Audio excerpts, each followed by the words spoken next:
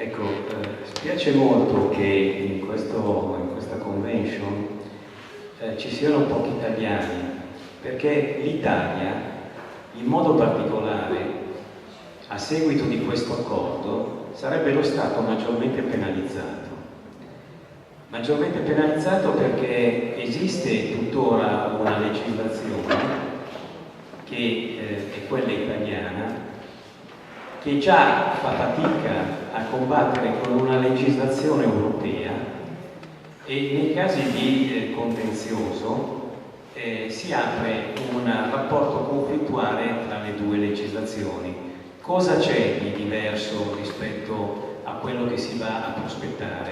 Che non esiste un tribunale che necessariamente obblighi lo Stato a sottostare a quel regime di norme e di regole e che quindi si risolva in Europa attraverso un compromesso tra le parti. I'm really sorry that not so many Italians are participating in this event, because actually Italy is one of the countries that would be most penalized if the agreement were to become effective. Because actually the legislation that is currently in force in Italy finds it hard to fight against the European legislation. So it's hard, according to our current rules, to contest the European rules. And in case of disputes with European legislation, it's really hard to find an agreement between the two sets of rules. So what is the difference at the moment? The difference is that there is no court at the moment that can actually oblige a state to comply with those rules. So what happens is that at the moment you have to try and find a compromise or a settlement rather. Abbiamo in Italia, quindi dicevo, un sistema protezionistico molto alto, tant'è vero che è risaputo che la salute degli italiani, il cibo degli italiani è tra i migliori. Quindi lascio immaginare che cosa potrebbe succedere se questo status fosse e venisse modificato.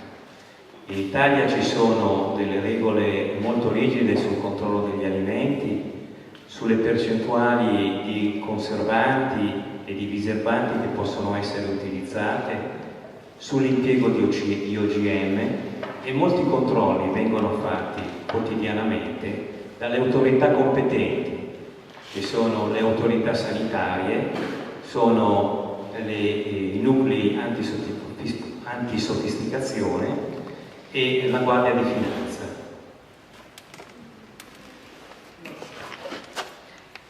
So in Italy there is a highly protectionist system at the moment, and actually everybody knows that the health level, the health condition and the food quality in Italy are among the best that you can find. So can you imagine what would happen if this system were to crash? So Italy has got very strict rules in terms of food checks, the use of preservatives, the use of herbicides and GMOs. So at the moment, in Italy we are subject to very strict checks carried out by authorities such as the health authorities, the anti-sophistication or anti-food tampering authorities and the tax police. Ecco, quindi la situazione che si prospetta è molto critica. Si tratta ora di capire come intervenire su questo stato di cose. Credo che la mobilitazione sia necessaria a livello internazionale e quindi i passaggi, le comunicazioni possono avvenire molto bene attraverso questo sistema di internet e via web, e questa pagina che abbiamo aperto sul sito della nostra rivista dedicato proprio al trattato transatlantico.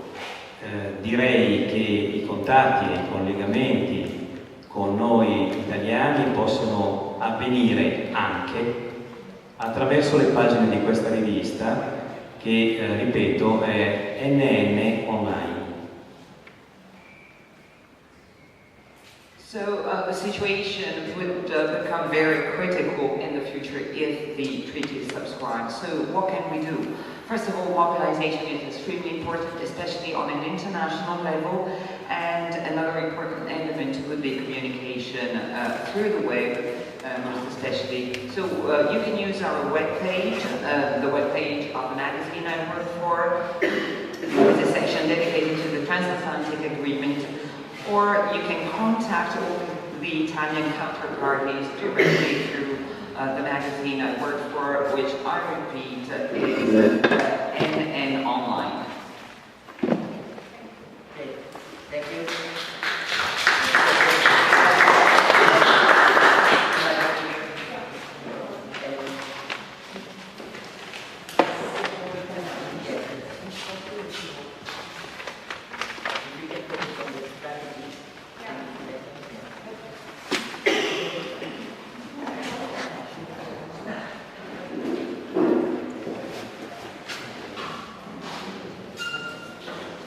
Buonasera a tutti, io sono Eleonora e sono una parlamentare europea del gruppo UNGL eletta nella lista Europa.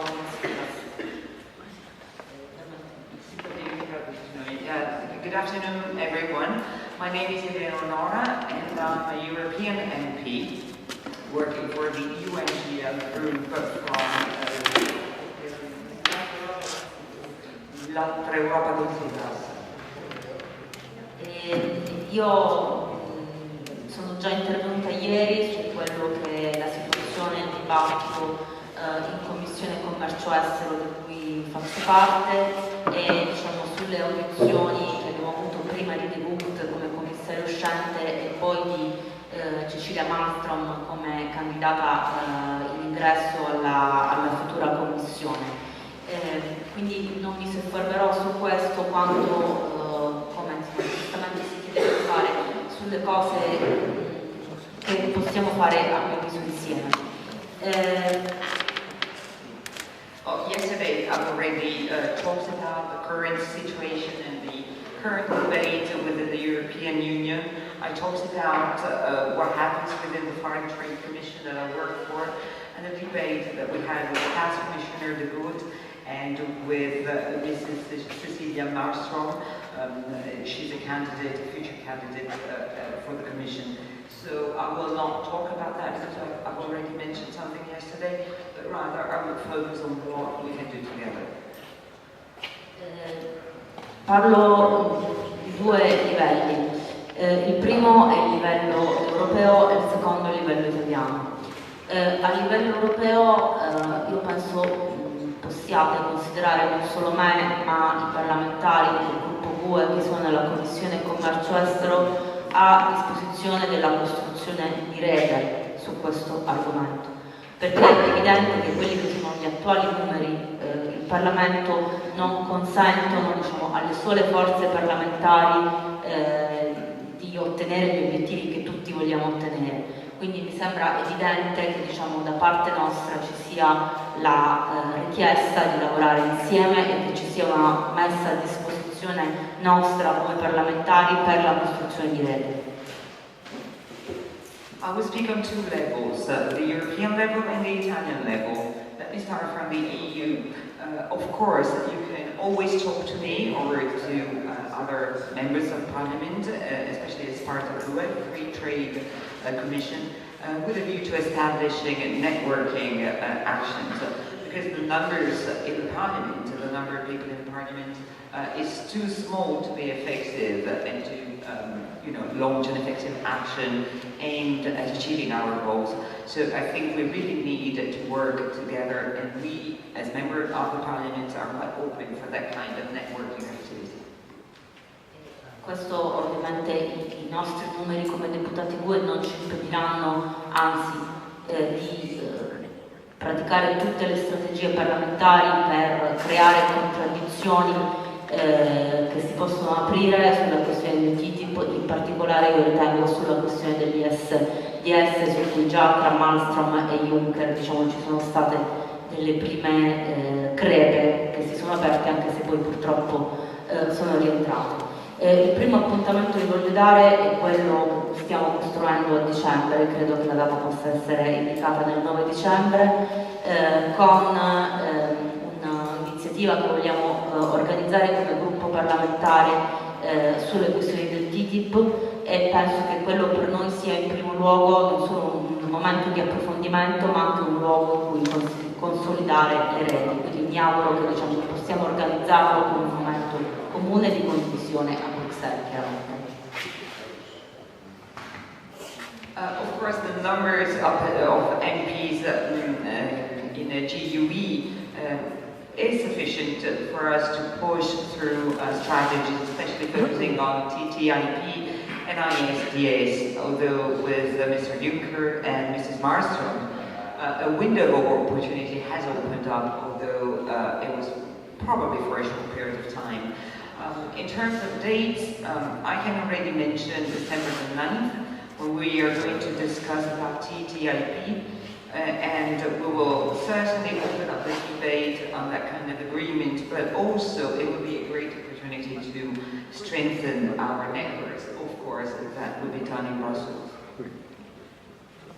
La seconda cosa che possiamo fare a livello parlamentare è agire non soltanto a livello di commissioni ma anche a livello di delegazioni. Questo lo dico soprattutto in relazioni parlamentari dell'altro continente messo in questione qui, quindi sia parlamentari asiatici ma anche a quelli statunitensi, lavorare a livello di delegazioni, quindi non solo di membri della Commissione Commercio, ma porre nei rapporti delle delegazioni parlamentari la questione dei trattati di commercio. Mi sembra un punto fondamentale.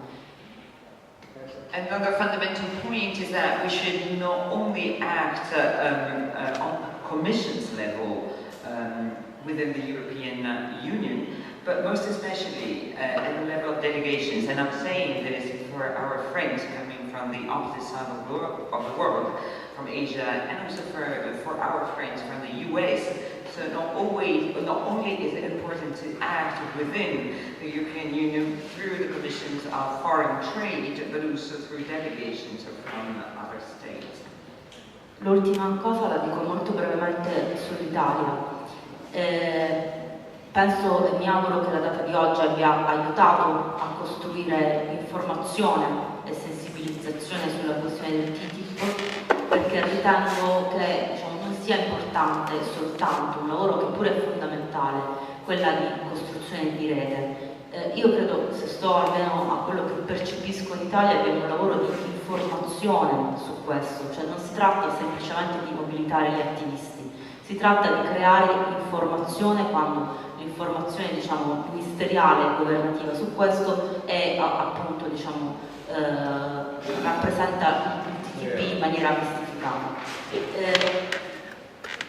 Chiudo dicendo, abbiamo delle date, quella del 14 ottobre quando ci sarà l'iniziativa del governo italiano che mi auguro sarà contornata dall'espressione della nostra contrarietà. Penso che abbiamo il problema di attraversare le date sindacali che ci sono nei prossimi mesi, mettendo in relazione, come si diceva nel panel di ieri, l'impatto del TTip con i diritti sociali, quindi creando questa connessione. Credo appunto che noi dobbiamo lavorare moltissimo per far diventare comune, popolare la conoscenza su che cos'è il TTip e non solo, una cosa che dicevo, ripeto, è fondamentale, l'attivazione di network di attivisti.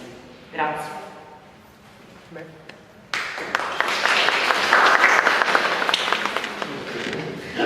You're applauding usually what she said. Very quickly about Italy. Well, I hope that today's meeting will foster further debate, but of course it's important in Italy to spread information, but most of all it's important to raise awareness on TTIP and make this feed into our networking activities.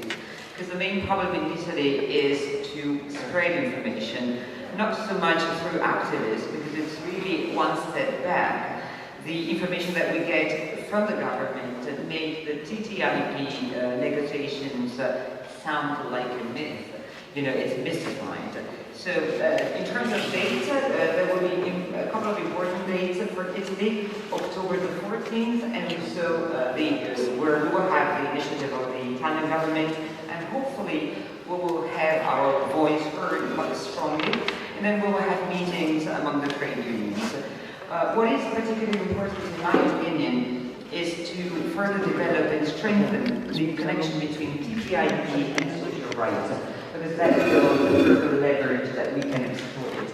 Also, we need to work, and we need to work a lot in order to spread popular knowledge of what TTIP is, and on involving activists in spreading this knowledge.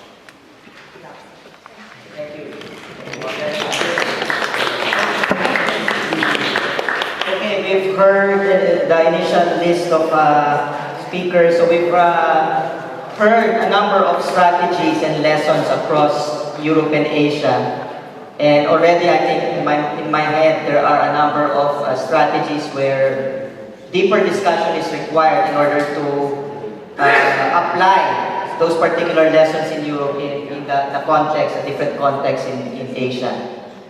The strong points that were discussed, the need for more information dissemination, public education, trying to link up to the different campaigns and reaching out to different social movements, particularly trade unions. And the last intervention, the importance of really using the space in Parliament. No? Sometimes it's more effective in the EU compared to, it's a very difficult space in Asia, but we do have allies in Asia, and maybe we need to maximize some more those progressive parliamentarians in Asia to also communicate the message there. So we open now, that's the initial, as I said earlier. We hope to hear more strategies and lessons from the floor. And maybe if you have a new idea to contribute, or if you want a deeper discussion on strategies that have already been mentioned, we can spend a few minutes, maybe 10 minutes, to hear inputs from the floor.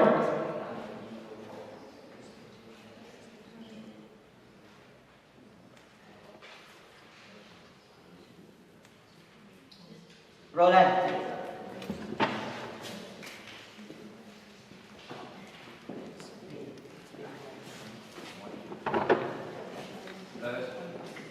Concerning the debate of ESDS and why it is so successful, I always give my father as an example, because my father is not a natural-born leftist, and he was in favor of TTip, because he's a German, American friendship, so it must be good.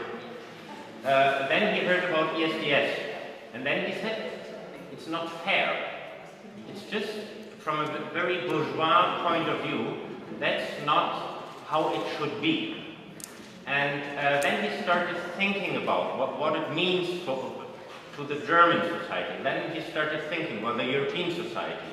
And then there were examples being taken up, for example, that I think French enterprise is suing Egypt. Yeah, for minimum wage. And then my father said, okay, no, that's done. That's impossible. And since then, he's thinking about ESDS in general. So, since 30 years, first time that I can talk with him about this kind of stuff. And I think this is, it's not our point that we were successful, but they have went one step too far. And I think in TTip we are very successful with this. And I'm concerned that we kind of focus only on ESDS, but we have to right now. But if we talk about EU-Asian free trade agreements, I think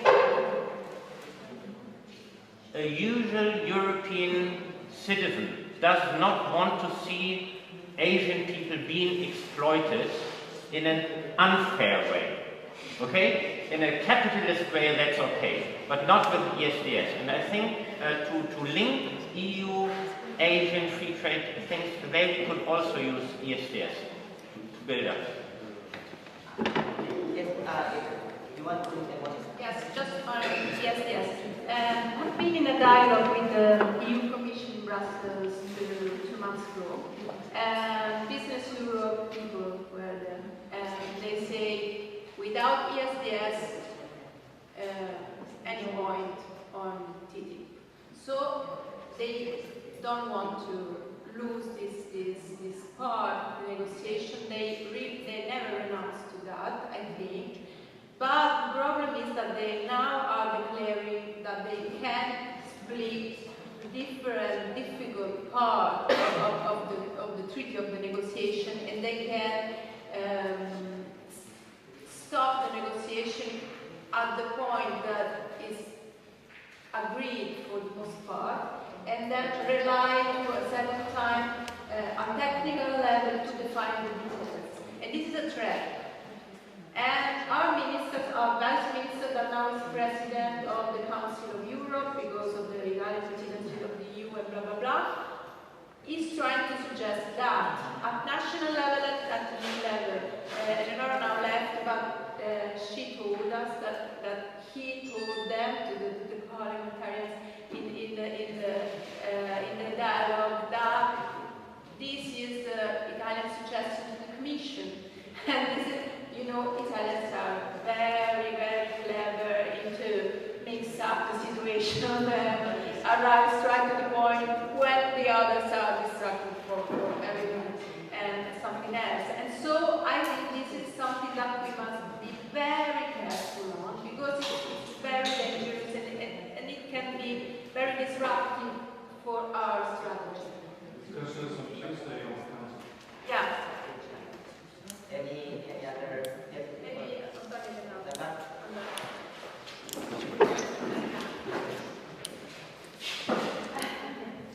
Yes, I have on Monica's point. I think what they call the interim agreement.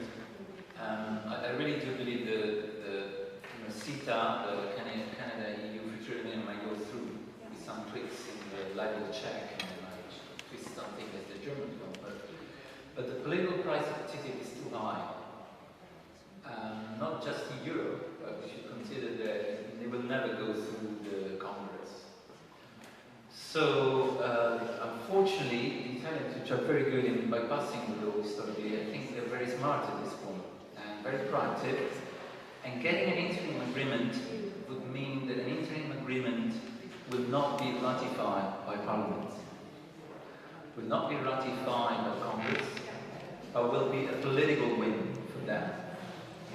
In practical terms, it won't get properly implemented, but will be the political argument for saying that's why we need to impose now, when we negotiate with China, what is the gold standard, whatever we want on ISDS, that we will not get implemented between us.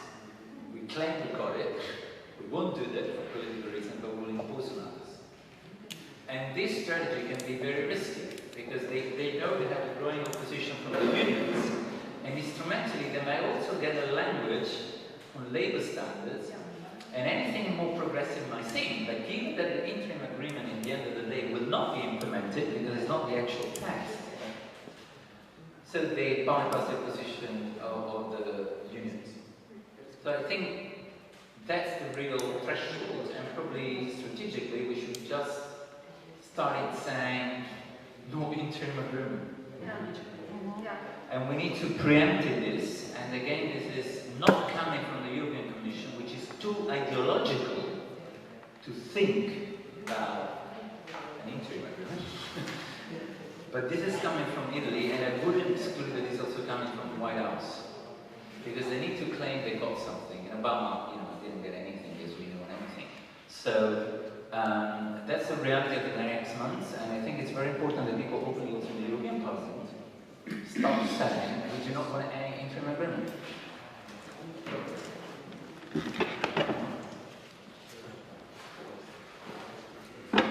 I just wanted to share some of the experiences of recent conversation that we had with government and policymakers and also corporations on this subject.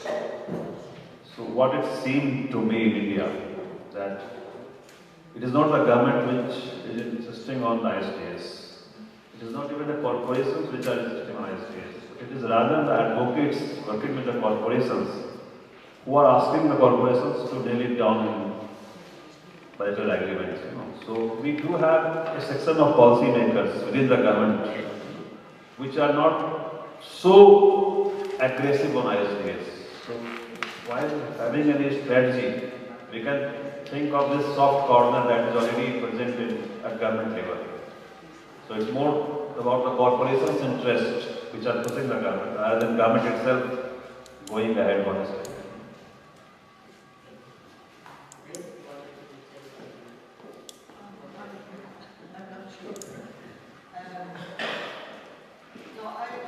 Just on again the question about ISDS,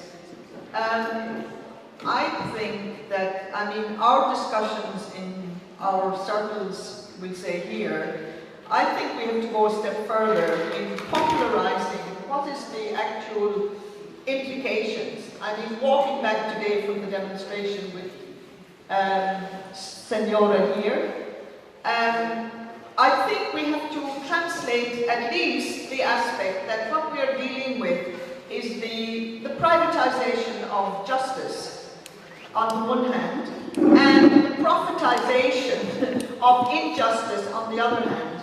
I mean, we have to be able to, I mean, I think Ronald used the word fair, but it's not even about that. It's actually that the TTip and TPP and the new generation of free trade agreements are, you know, reducing and obliterating actually any instruments we have for justice and for dealing with the corporate agenda. And I think that this is really quite important in the whole question of our discourse, our narrative, our common narrative. I think that's, you know, that's one point that I would like to make. And the other one is that in relation to TTip, TPP, I think increasingly among the activists working in this field, we are also including the nexus of corporate power, and that these are not separate silos and separate pillars of work we have to engage in, and that we have to find the strongest ways in which we can interact on this agendas. And as we were talking earlier about strategies, and I'm talking now more particularly about Europe, in the EU in Crisis network, we had a very effective tribunal in Brussels of the countries in Europe that are in deep crisis. And maybe to build on the process of the Day of Action, where, as Tom said, we have 400 activities around Europe. I mean, is it not possible that several countries could actually organize a popular format, I mean, whether it's a tribunal or what form as it is, in a chain of resistance, but also a chain of challenging the whole, you know, the whole agenda, in a sense, of TTip. In a way in which we don't only focus on ISDS. I think, of course, it's where there seems to be a lot of traction, a lot of gravitation.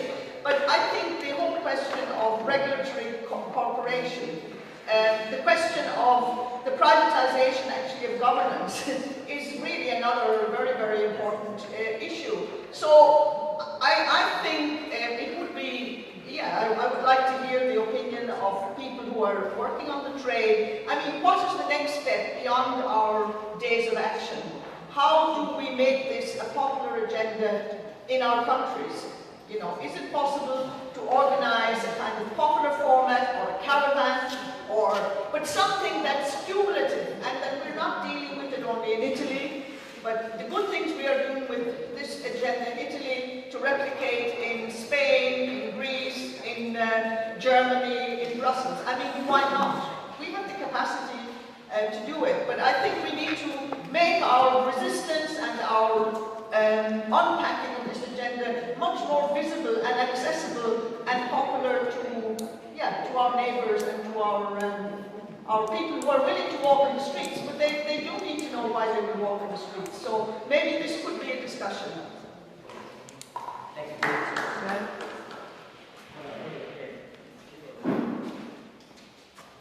Thank you. The European Parliament will, not too far from today, have a resolution, an interim report on TTip. It was announced by the rapporteur and chairman of the International Trade Committee, Bernd Lange. The work shall start in November.